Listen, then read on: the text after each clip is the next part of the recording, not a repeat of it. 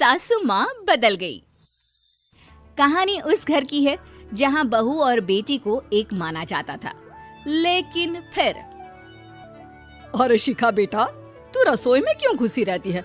जा, रोटी मैं बना लूंगी। नहीं नहीं माँ जी, आप बैठिए, बस सारा खाना बन ही गया है। श्वेता को बोल देती हूँ, वो खाना लगा देगी सबका। सॉरी भाभी, मेरे पास वक्त नहीं है। माँ, मुझे पैसे देना, पार्लर जाना है। हाँ हाँ चली जाना, भाभी को भी ले जाना। वो भी जाने को बोल रही थी पार्लर, पर पहले ना मदद कर दे उसके खाना लगाने में। देख माँ, वो बहू है, उसे बहू रहने देना, इतना सर पर मत चढ़ा भाभी को। श्वेता, ज्यादा मत बोला कर। बहू और बेटी में कोई फर्क नहीं होता है। जा जाकर काम कर। ननद को माँ का भाभी से इस तरह प्यार करना बिल्कुल अच्छा नहीं लगता। वो बार बार किसी न किसी तरह माँ को भाभी के खिलाफ भड़काती रहती, लेकिन कोई फायदा ना होता। एक रोज, अरे बेटे किशन, जा बहू को कहीं घुमा कर ला, सारा दिन घर में काम करती रहती है। हाँ हाँ माँ, हम लोग जा रहे हैं ना गोवा। अच्छा जी, भाभी ने तो हमें बताया भी नहीं। वैसे तो सारी पंचायत करती है, ये गोवा वाली बात क्यों छुपा गई हमसे? अरे क्योंकि उसे खुद नहीं पता था बहन। मुझे टिकट सस्ती मिल रही थी तो मैंने बुक कर दिया। हाँ शिखा, पैकिंग कर ले, संडे हम जा रहे हैं गोवा। दोपहर में शिखा पैकिंग कर रही थी कि सास आ जाती है। ये क्या बहू, साड़ियाँ? अरे गोवा जा रही है घूमने या फिर शादी में मायके हैं? माँ जी, ऐसा कुछ है ही नहीं, समझ में नहीं आ रहा क्या रखूं कपड़े में। अरे तेरी और श्वेता की साइज तो एक ही है, उसके कुछ मॉडर्न कपड़े ले ले, आकर लौटा देना। हाँ माँ जी, ये ठीक रहेगा।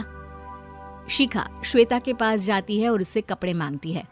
ना जी ना, मैं अपने कपड़े ना दूं, वैसे भी फैल जाएंगे मेरे कपड़े, बहुत महंगे वाले हैं। शिखा मुंह लटकाकर कमरे में आ जाती है तो सास कहती है, चल तैयार हो जा, तुझे मैं शॉपिंग करा कर लाती हूँ गोवा की। बस फिर क्या था, सास बहू निकल जाते हैं मार्केट और एक से बढ़कर एक ड्रेस खरीद कर घर आते हैं। पहले बता देती कि नए कपड़े दिलाने वाली है भाभी को, तो मैं अपने ही दे देती ना भाभी को, मुझे दिला देती नए कपड़े। देख श्वेता, परिवार का मतलब सबके साथ रहना होता है, ना कि सिर्फ अपना सोचना। वैसे भी तुझे अच्छे संस्कार सीखने चाहिए। और रही बात कपड़ों की, तो शिखा, आज से घर पर भी तू मॉडर्न कपड़े ही पहनेगी। कोई जरूरत नहीं है ये साड़ी वाड़ी लपेटने की। अब क्या था, घर पर श्वेता और शिखा एक जैसे रहते। एक बार पड़ोसन आती है। अरे बेटा, अपनी माँ को तो बुलाना, जरा बात करनी है। शिखा सास को बताती है और रसोई में चली जाती है। ये आपकी बेटी बहुत बड़ी हो गई है, इसके लिए एक रिश्ता है, कहो तो बता दूं। ये बेटी नहीं बहू है, घर में सब एक जैसा ही रहता है। वैसे मेरी बेटी भी बड़ी हो गई है, कोई रिश्ता हो तो जरूर बताना। पड़ोसन रिश्ता लेकर उन लोगों के घर आती है। तब श्वेता की होने वाली सास कहती है, तो ये घर है, कितने मंजिल का है? और ये बहू ने आपकी क्या पहन रखा है, जीन्स टॉप? अरे भाई, साड़ी वाड़ी नहीं है क्या इसके पास? देखिए, सर्दी है तो साड़ी में बहू कैसे मैनेज करती, वैसे पहनती है साड़ी भी। देखिए, हम लोग ठहरे पैसे वाले लोग, कोई कमी नहीं है हम लोगों के पास पैसों की, बहुत पैसे हैं, जमीन, नौकर चाकर, कार, सब कुछ है, लेकिन घर में संस्कारी बहू चाहिए। समझ रही हैं ना आप? सास कुछ कहती कि श्वेता बोल पड़ती है, हाय रे, नौकर चाकर से लेकर जमीन, कार, पैसा, हाँ हाँ मुझे रिश्ता मंजूर है मुझे। अरे रुक जा श्वेता, मैं बात कर रही हूँ ना। देखिए, हम लोगों के घर इतनी आजादी नहीं मिलेगी।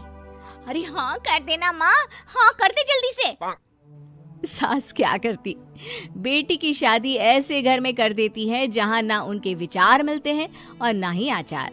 शादी के बाद एक रोज फोन पर, श्वेता बेटा, एक बार घर आ जा, बहुत दिल करता है तुझे देखने का। माँ, वो घर पर बहुत काम होता है, कैसे आऊँ? बड़ा घर है, लेकिन आने जाने वालों की लाइन ही लगी रहती है।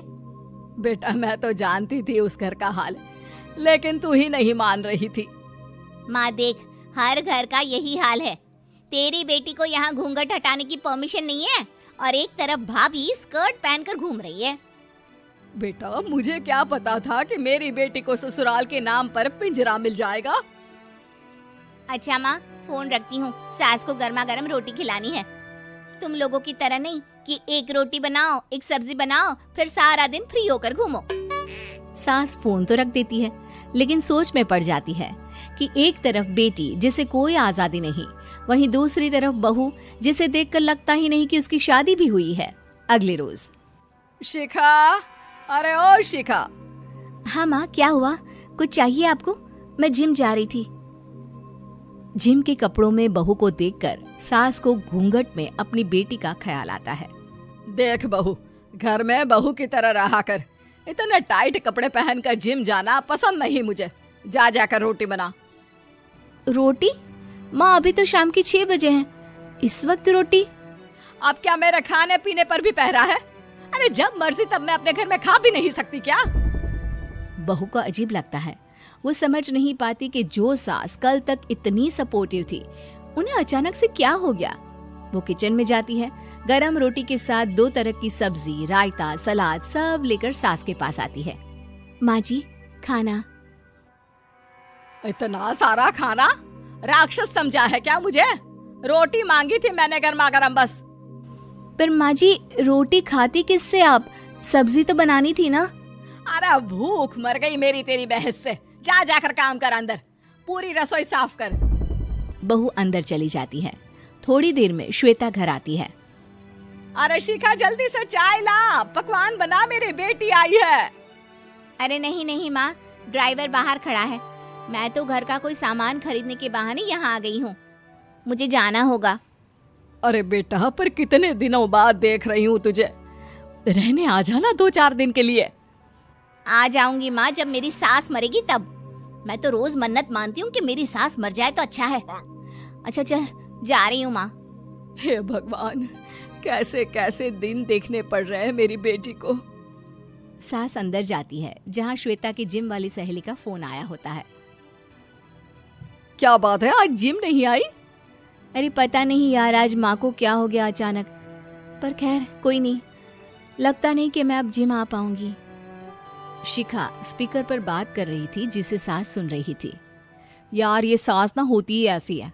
मैं तो कहती हूँ बुढ़िया जल्दी मरे और तू आराम से जिए। शिखा को सहेली की बात पर गुस्सा आ जाता है। माँ के मरने की कौन सा बच्चा दुआ मांगता है मोहिनी? आगे से ऐसी बात मेरे सामने मत करना। हमारे घर की शोभा ही माँ है। क्या हुआ जो थोड़ी सख्ती दिखा रही है?